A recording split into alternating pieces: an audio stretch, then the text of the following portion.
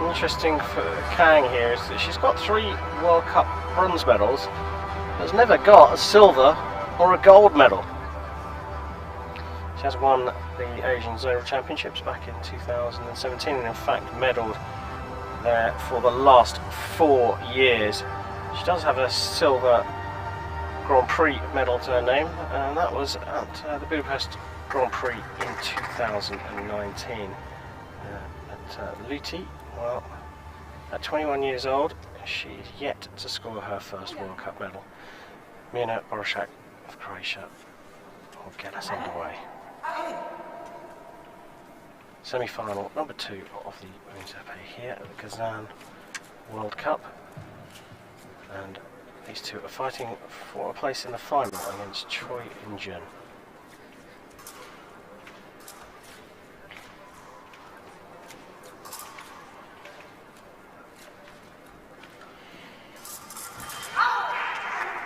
So much for the feeling out period. Starts mean to go on, clearly. Yeah, Luty saw an opening and nailed Kang in the leg.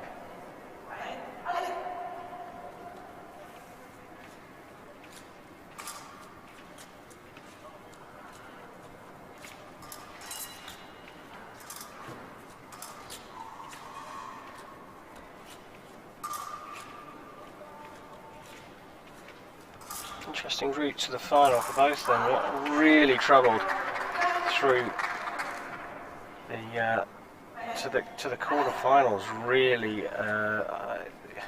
Kang was involved in the destruction of Aliya Luty of Ukraine's hopes of jumping KOR in Italy in the European Olympic qualification race, but then took out her teammate Song Sera in the quarterfinals. That was an impressive 15-8 victory for Luty against Sun Yuen, the Chinese world number 3 in the quarterfinals that got her here. So she's shown that she can go up against the big names. Well, you talked about destroying the hopes of Krivitska. Krivitska at one point scored the touch that would have put her into the Olympics. They went to video review. The referee annulled the touch because they said Krivitska hit the floor outside the piece. And then Kang went on to win. Quite a turnaround for the Ukrainian Krivitska. Still a chance for Ukraine to qualify by teams in women's epee, but as you said, Jeff, we know Korea have qualified by teams already, and I would say that if they weren't nailed on already before this competition for a place on those teams, both Kang and Choi have done enough here, surely, to guarantee that we will see them in Tokyo. How about that? A great flesh attack. Let's watch by Luty with a yell of "oui," which means yes in French.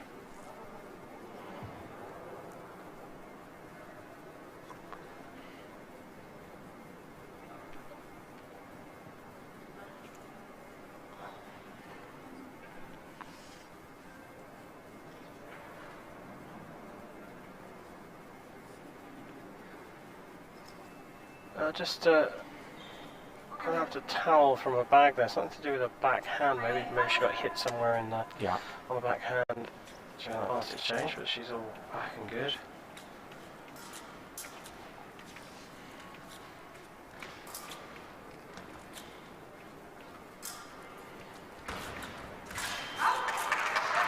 Look at that, like a cobra striking. Luty saw an opening and just attacked to the toe. So she's attacked. 2 of her 4 touches have been on the leg and the toe. Kang was having a little play with the piece there, which means that she only just clipped. Luty only just clipped Kang's toe. So much so that Kang didn't even feel it. So Kang's counter to that now is to do what Choi did and step in. And she does the distance. Now we're going to have a video review called by Andrei Kovrinyuk, or in fact it's not a video review, it's that the video replay system I think may have gone down. and they're just fixing that because the referees must have the ability to review the hits.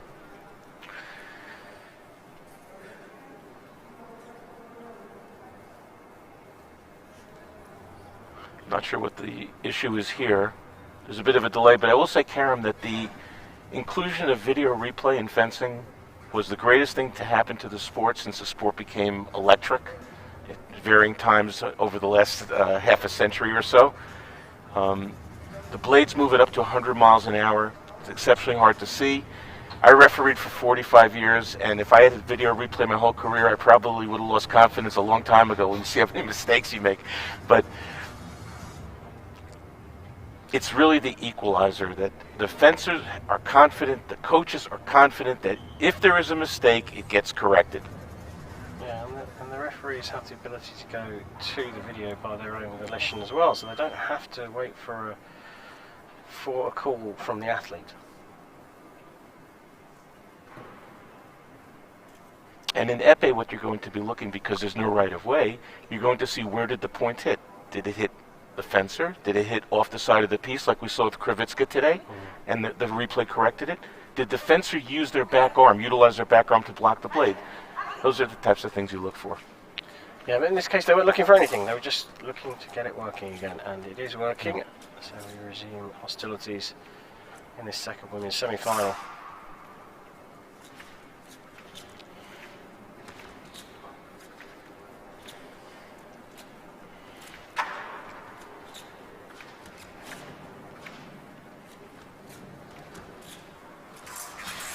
Going for that beat to leg again. Well, she set that one up. She did. She actually showed her opponent what she was going to do. She went into the high line this time rather than going to the low line. And this is a very impressive 21-year-old French female epéiste, Aliya Luty. Looks like the real deal to me. Yep, some 2 nice touches on the leg and the toe. A couple counter 6 riposte that she was waiting for. She looks really good. Good, really impressive use of distance as well. I don't know which hit this was, but there were a couple of times where she just launched. Well, that was the second one where she launched a foot. And actually, you know, whilst it looks very simple, it's all about the setup. There's that circular assist you were talking about. And she did one earlier in the second touch. We were talking about something else, and she also did the similar action, not as high. So clearly, that's something that she's comfortable doing. Well, there. It was Kang who got hold of the blade and just kept the guard low to prevent her opponent using her point. Close quarters, as in the first semi-final. It's the Korean that comes out on top. But this was the hit for me that was probably the best of the lot. That was a beauty, flush attack. What I'm going to look for here in this period, well, certainly Troy has to maybe change things a little bit, is that Luty has been successful with the attack to the leg. I look for her to use that as a feint and some type of second intention and do something off of that. Yeah, and of course you mean Kang, because Choi won the first one. Oh, sorry about that. There was a big chance that it was going to be an all-Korean final when you looked at the lineup, and Choi certainly impressed in the final period to win that one, but you've got to say, Luty is absolutely the real deal. She looks cool as a cucumber.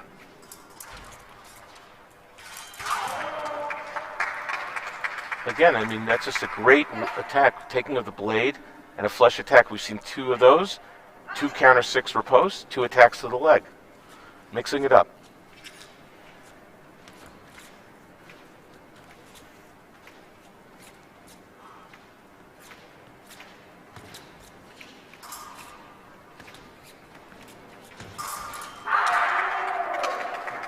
Wow. So let's watch. She's going to take the blade again. It looks, I think, counter 6. Yep. September counter 6. So she's very strong on the blade. Right now, Luty is controlling this bout with her blade actions and her speed.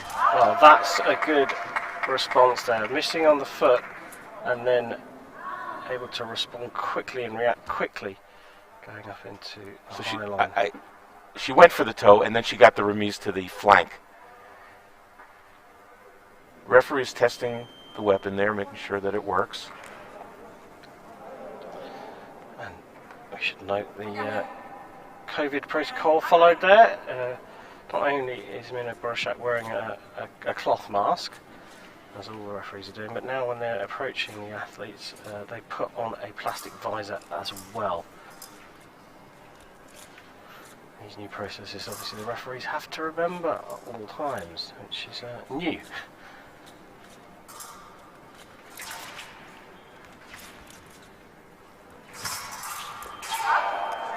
Okay, this time Kang was able to find the blade and make the riposte, but right now we have this bout being controlled by Luty, and Kang has to be a little more provocative and try to make her feel a little bit uncomfortable and be disruptive.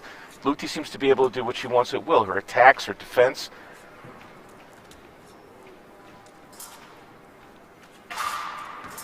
Oh, that's very good as well. She's dangerous. When she makes her opponent miss using that tiny bit of distance, just opening the distance by half a step, what comes after is just very patient and picks the right moment to launch her attack, and they're pretty simple as well. One disengage I think I've seen twice. The other times it's all being pick the target to go for and just go for it. And her flushes are like lightning.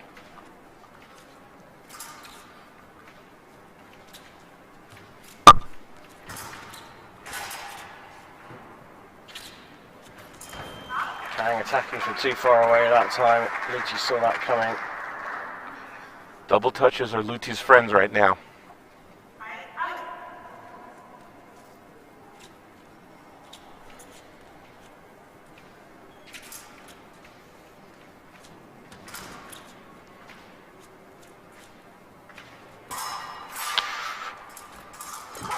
Ah, that's better from Kang. This is just slightly bigger. Slightly bigger distance. She was able to see the flush coming. Just stepped out enough where she was able to pick it up again with counter 6, the same as Luty had been doing to her.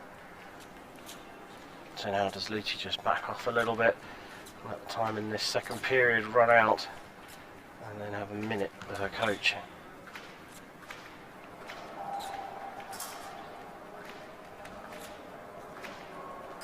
She's in a strong position here. She doesn't need to take any risks.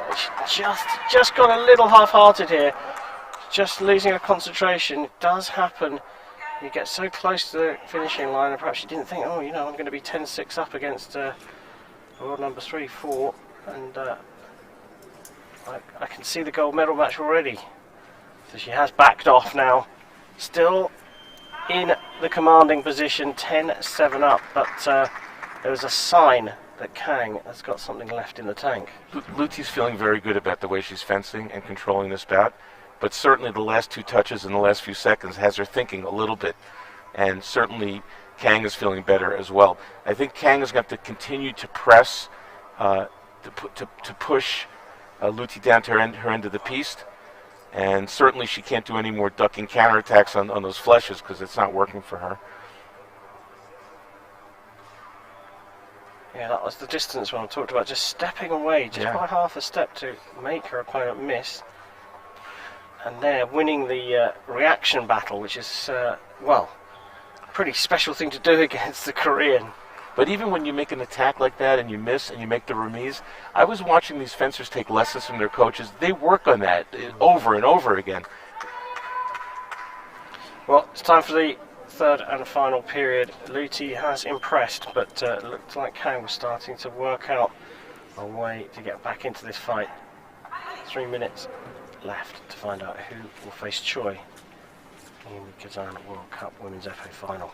Okay, a little momentum change at the end of the second period.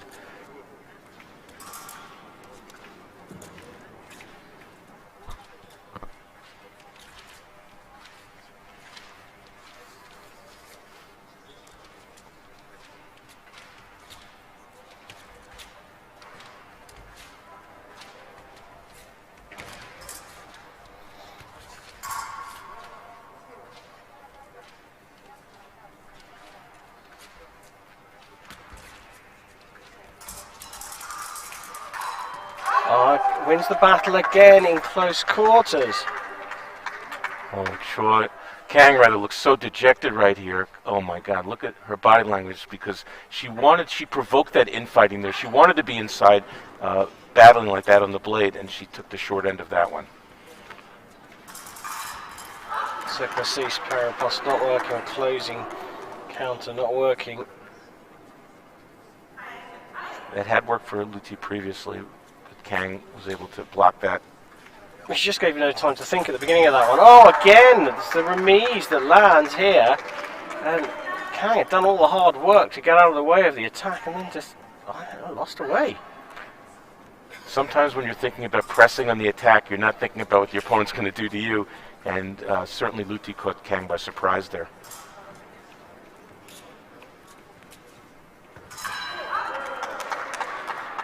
So this time attacking into the preparation there, very early decision. Close distance. I look Luty to feint to the toe again and maybe go with the flesh. Well, she didn't feint to the toe, but you're right, she went for the flesh, didn't land it, and again, is that the fourth time she's landed a remise? Just reacted faster, and now 2 away from her day continuing to be the best one she's had so far. Oh, just making it look so easy, but trust me, she's building these attacks, she's making the space to, waiting for Kang to step in just close enough. Hit on the thigh. Very impressive that Luty was able to come out at this period and regain control of the bout. She mustn't rush now, though.